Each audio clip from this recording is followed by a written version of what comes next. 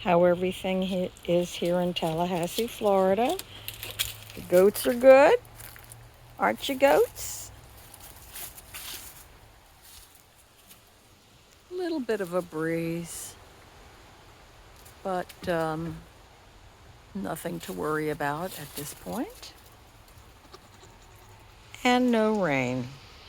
So we're hopeful that even when the winds and rain come, we won't have too many problems. The main thing to worry about is all the trees we have all around the house, which are our friends when it's hot out, but can be a little dangerous.